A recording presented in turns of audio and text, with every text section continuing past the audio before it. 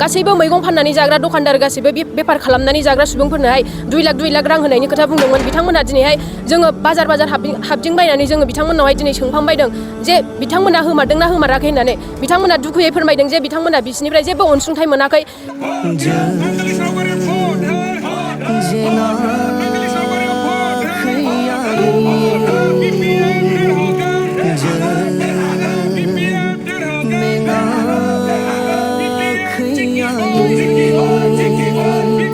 आरो जोंनो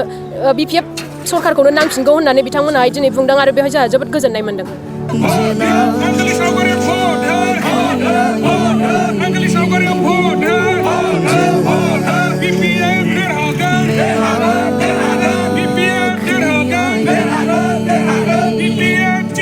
UPPL सरकारनि दैदेनगिरि बिथांमोनहा जेरैबायदि सिगांनि समावहाय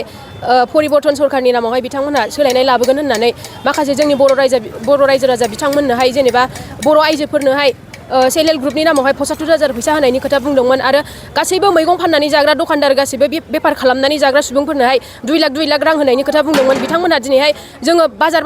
हाबदिंबायनानै जोङो बिथांमोननावहाय दिनै सोंखांबायदों जे बिथांमोना होमारदोंना होमाराखै होननानै बिथांमोना दुखुयै फोरमायदों जे बिथांमोना बिसिनिफ्राय जेबो अनसुंथाइ मोनाखै। दिनै जों बेखौनो रायजो राजाफोरनिफ्राय जों दिनैहाय बेखौहाय जोङो मिन्थिनो मोन्दों आरो रायजो राजाफोरा दिनैहाय जों गावसोरनाव बेबायदि फैनानै जों गावसोरखौ खबर लानायाव बिथांमोना जोबोद गोजोननाय मोन्दों आरो जोंनो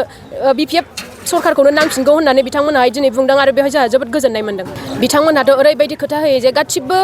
खामानिखौनो मिशननि गेजेरजों मावगोन होनो दासिमावहालागै गासै बिसिनि मिशन होनाय खोथाया 166टा गासै मिशन फोसावदों बिथांमोननि मिशना मोनसेबो जाफुङाखै। गामि बिसोर अमा फिसिनाय दाउ फिसिनाय बिदिनि गोबां मिशन लानानै फैदोंमोन खिन्थु जों दिनैहाय नुनो मोन्दों जे मोनसेबो बिसिनि मिशना जाफुङाखै आरो।